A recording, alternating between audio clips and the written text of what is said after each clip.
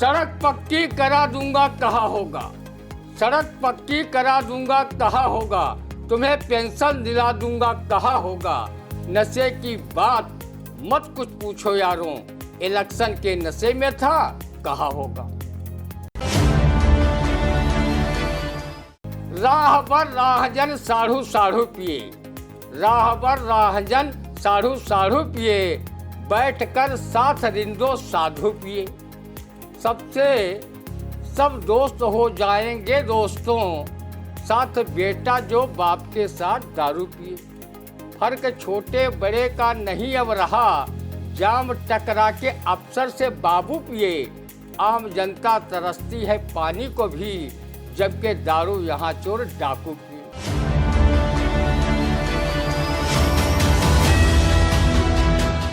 नमस्कार, स्वागत है आप सभी का आई इंडिया के खास शो रंदा में। मैं हूं निशांत गुप्ता और मेरे साथ मौजूद हैं वरिष्ठ पत्रकार, कवि एवं रंगकर्मी ज्ञान प्रकाश सिंह प्रतीक जी। तो प्रतीक जी, आपका बहुत बहुत स्वागत है आई इंडिया के स्टूडियो में। आज की पहली खबर की शुरुआत करते हैं, जहां अगले वित्तीय वर्ष में महंगी होगी शराब। देसी पर कम से कम 7 रुपए बढ़ेंगे।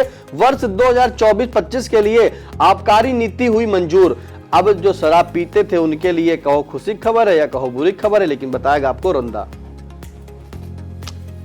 तो रंदा अभी से अपने पियक्कड़ मित्रों से कह दे कि महंगी हुई शराब थोड़ी थोड़ी पिया करो, लेकिन थोड़ी पीने में अगर मन तृप्त हो जाता तो एक शराबी को ये दुआ ईश्वर से न मांगनी पड़ती।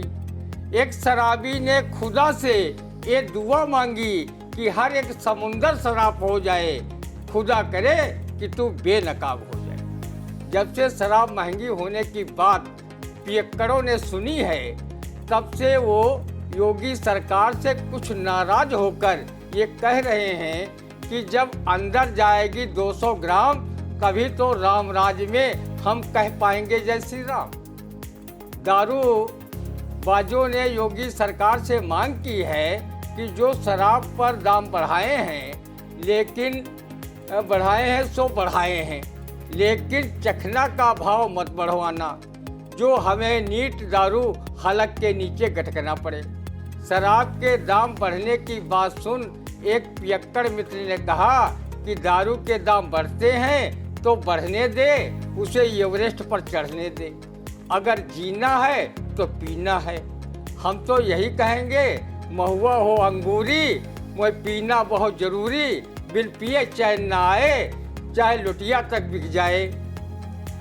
हम दारूबाजों ने कई माह पूर्व सीतापुर जिले को शराब बिक्री के मामले में पूरे यूपी में अव्वल स्थान दिलाया था।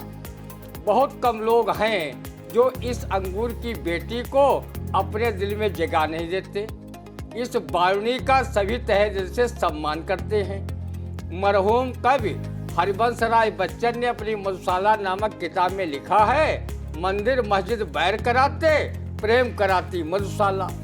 आपने कभी किसी विद्यालय के बोर्ड पर क्या लिखा देखा है कि आइए ठहरिए देखिए, यही है आपके बच्चों का भविष्य बनाने वाली पाठशाला? लेकिन मधुशाला के बोर्ड पर यह जरूर लिखा मिल जाएगा, आइए ठहरिए देखिए, यही है आपकी मधुशाला।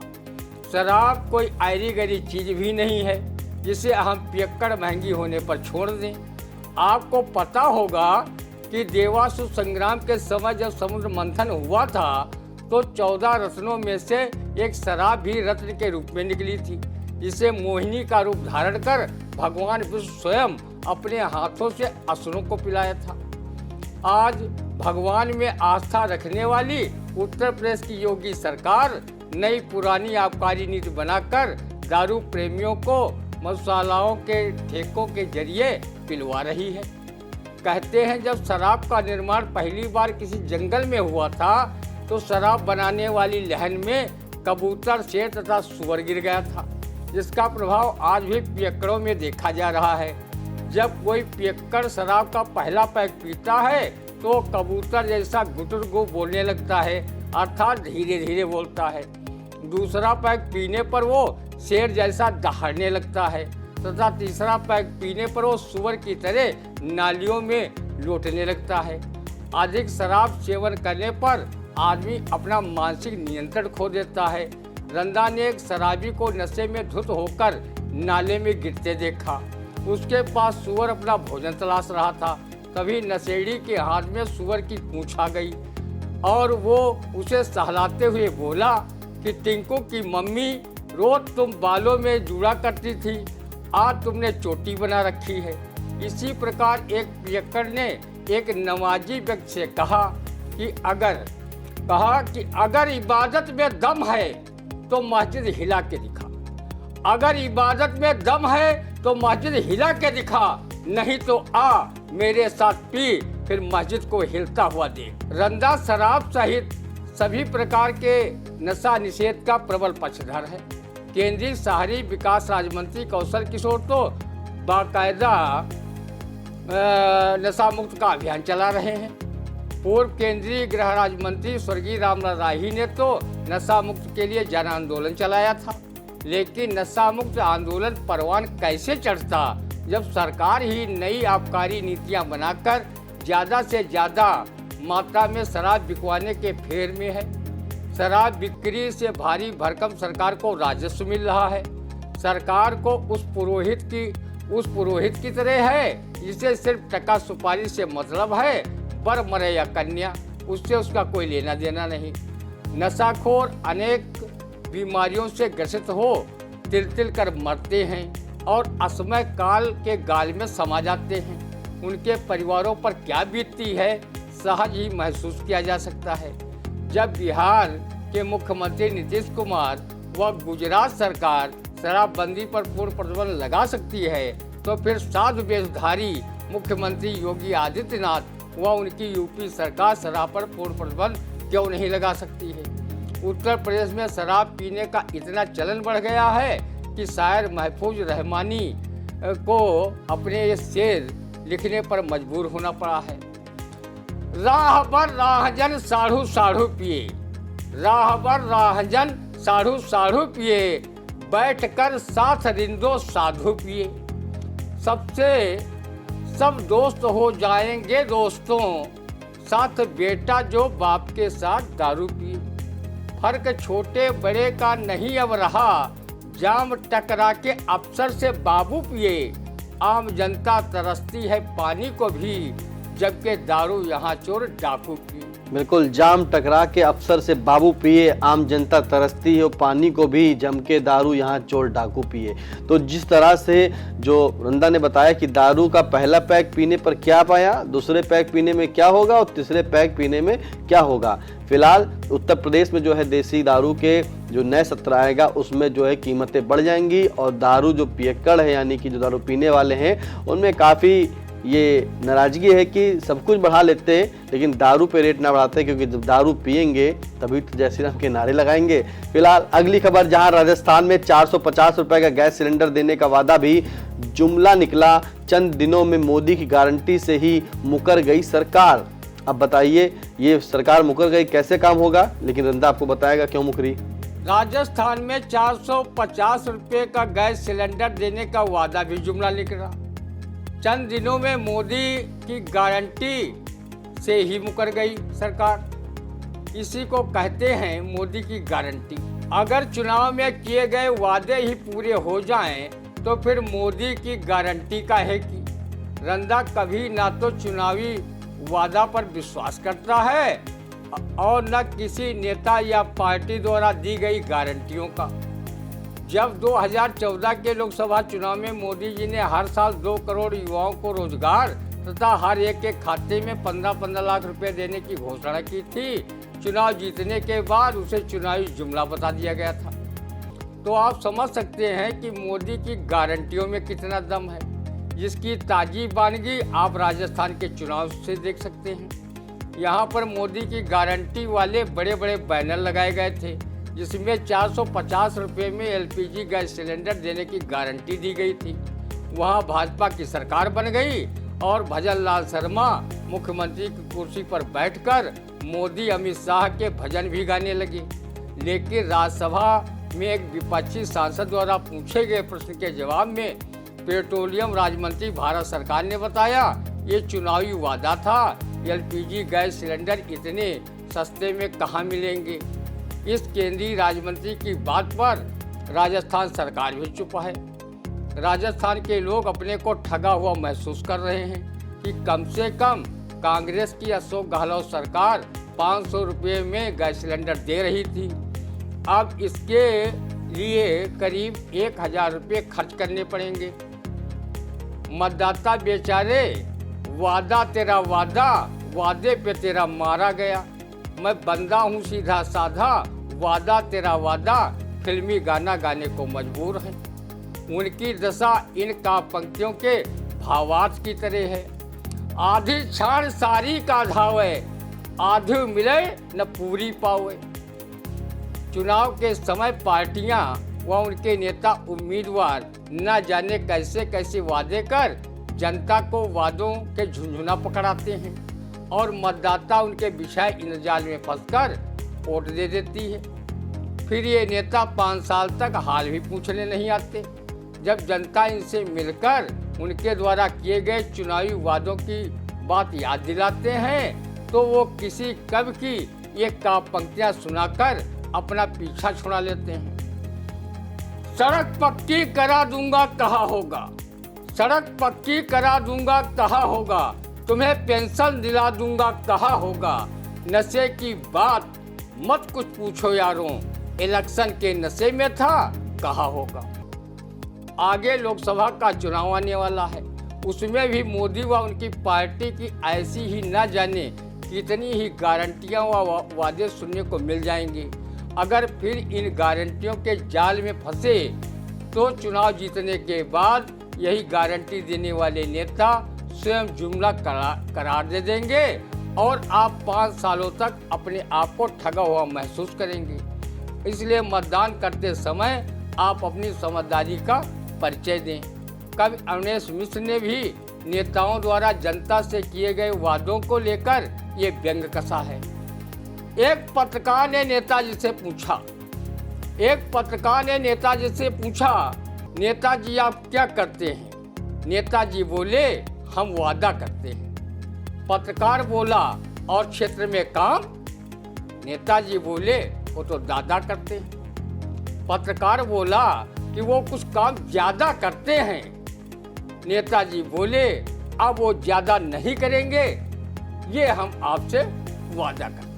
बिल्कुल, राजस्थान में जिस तरह से जो है जनता अपने आप को ठगा महसूस कर रही, वो क्यों कर रही? आपको रंदा ने बताया कि जो अशोक गहलोत की सरकार थी वो सिलेंडर सस्ते में दे रही थी और इसी तरह जो है भाजपा ने भी वादा किया था कि 450 रुपए का सिलेंडर देंगे, लेकिन इस वादे पर वो चुप्पी साधे हुए क्योंकि जब विपक्ष ने पूछा सदन में तो कोई जवाब नहीं दे पाया। फिलहाल इस समय जो है जनता जो है अपने आप को ठगा महसूस कर रही, लेकिन रंदा ने कहा है कि जब आप अपने वोट का प्रयोग करें तो जो है सोच समझ कर करें और किसी के जाल या झांसे में ना आए। फिलहाल अगली खबर, जहां संसद सुरक्षा चूक मामले को लेकर गृह मंत्री व प्रधानमंत्री से प्रश्न पूछने पर अड़े 146 राज्यसभा व लोकसभा के विपक्षी सांसद पूरे सत्र के किए गए निलंबित। तृणमूल के निलंबित एक सांसद द्वारा राज्यसभा के सभापति जगदीप धनखड़ की मिमिक्री करने पर धनखड़ ने बताया अपनी जाति व किसान का अपमान। अब इस मिमिक्री पर क्या कहेगा रंदा, सुनते हैं। इसी को कहते हैं मारे और चिल्लाए वही का बाल न बांका जाए। सिर्फ सरकार से संसद में सुरक्षा चूक पर सवाल करने पर अड़े विपक्षी सांसदों को पूरे सत्र से निलंबित कर दिया गया, तो उन 146 सांसदों का अपमान नहीं हुआ क्या? विपक्षी सांसद को सरकार से सवाल जवाब करने के लिए विपक्षी सांसद होते ही हैं। कर्नाटक के एक भाजपा सांसद को बचाने के लिए मोदी सरकार के कथित इशारे पर अपने पद का दुरुपयोग धनखड़ व लोकसभा स्पीकर ओम बिरला ने किया है। ये पूरा देश देख रहा है। रंदा जनहित में जानना चाहता है कि जिन सांसदों को पूरे सत्र से निलंबित कर संसद से बाहर का रास्ता दिखाया गया है, वो भी लाखों मतदाताओं से वोट प्राप्त कर संसद सदस्य बने हैं, उनका भी अपमान हुआ है। भाजपा सांसद रमेश बिधूड़ी ने विपक्षी सांसद दानिश अली का अपमान भरे शब्द संसद में कहे थे, तब स्पीकर महोदय बिधूड़ी पर कोई कार्रवाई नहीं की थी। तुम्हारा कुत्ता टामी और हमारा कुत्ता कुत्ता लोकतांत्रिक व्यवस्था में नहीं चलेगा। क्योंकि मान अपमान की परिभाषा सभी के लिए समान होनी चाहिए। राज्यसभा के सभापति जगदीप धनखड़ ने तृणमूल सांसद द्वारा मिमिक्री को लेकर अपने जाति अपमान व किसान से जोड़ दिया, जबकि मिमिक्री में न तो धनखड़ की जात का उल्लेख था और न किसानों से संबंधित कोई बात। रंदा को लगता है कि संसद सुरक्षा चूक पर प्रश्न विपक्ष न कर सके, इसलिए उन्हें निलंबित किया गया और मिमिक्री को जात व किसान से जोड़ा गया। 146 विपक्षी सांसदों के बगैर संसद में 3 महत्वपूर्ण बिल बिना बहस के ही पास करा लिए गए। हमारे देश के विश्व गुरु जब 9.5 साल में एक भी प्रेस वार्ता नहीं की तो वो विपक्षी सांसदों के जवाब क्या देंगी।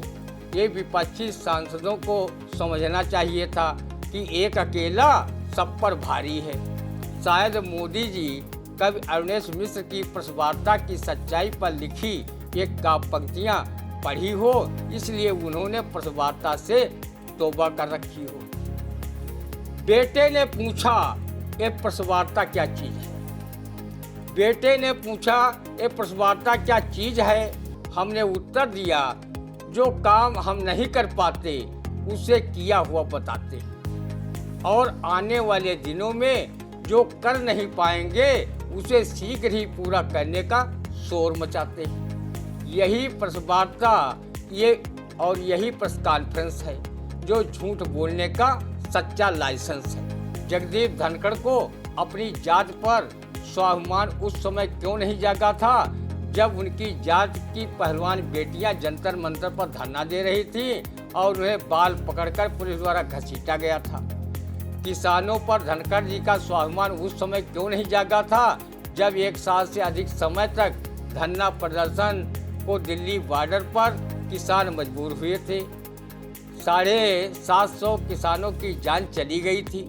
उस समय तो किसानों के पक्ष में एक शब्द भी नहीं बोल सके थे। अब अपने को किसानों के स्वाभिमान से जोड़ते हुए घूम रहे हैं। तुमसे तो लाख गुना अच्छे उस समय राज्यपाल सत्यपाल मलिक थे जो किसानों को लेकर खुलकर उनके पक्ष में बातें कह रहे थे। वर्तमान स्थितियों को देखते हुए लोग कहने लगे हैं कि अब सभी विपक्षी सांसदों को सामूहिक इस्तीफा दे देना चाहिए और वो जनता की अदालत में जाकर सरकार की जन विरोधी नीतियों की बखिया उन्हें उधेड़ना चाहिए। जनता को कवि अरुणेश मिश्र की इस कविता के भाव को भी समझना चाहिए कि दिल्ली में बैठी सरकार कैसी है। बिल्ले हैं रंगे हैं, बिल्ले हैं रंगे हैं, पंगों पर पंगे हैं, देश तो हमाम है, नंगे दर नंगे हैं। हम सबसे बेढंगे हैं, कुर्सी पर दबंगे हैं, फिर भी को पूछ रहे कैसे हम चंगे हैं, कैसे हम चंगे। हम सब बेढंगे हैं, कुर्सी पर दबंगे हैं, फिर भी क्यों पूछ रहे हैं कैसे हम चंगे हैं। तो जिस तरह से जो मिमिक्री हुई थी सभापति के लिए, उस मिमिक्री पर खुद सभापति ने जो है जगदीप धनखड़ ने अपने को किसान और जाति का अपमान बताया है कि ये मिमिक्री जो की गई है वो उनकी जाति और किसान पर अपमान है। फिलहाल रंदा ने बताया कि अगर ये अपमान है तो जब किसान रौंद दिए गए थे तब आप कहाँ थे, जब किसान आंदोलन कर रहे थे तब आप कहाँ थे, जब पहलवान बेटियां आपकी जाति की ही थीं, जब जिन्हें बाल पकड़कर घसीटा जा रहा था तब आप कहाँ थे। फिलहाल जो संसद में हंगामा हुआ, विपक्ष सवाल पूछता रहा जो उसका काम है, लेकिन उस सवाल का जवाब नहीं मिला। जवाब में मिला तो सिर्फ उन्हें निलंबन मिला। फिलहाल आपको कैसा लगा आज का रंदा, कमेंट बॉक्स में जाकर जरूर बताइएगा और अपनी राय जरूर दीजिएगा इस रंदे पर कि आखिरकार हमारा देश, हमारा समाज किधर जा रहा है। फिलहाल फिर मिलते हैं आपसे अगले रंदे के कार्यक्रम में, तब तक के लिए दीजिए इजाजत, नमस्कार।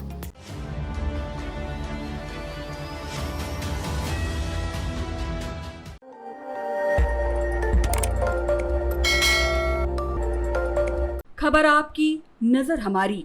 देखते रहिए आई इंडिया।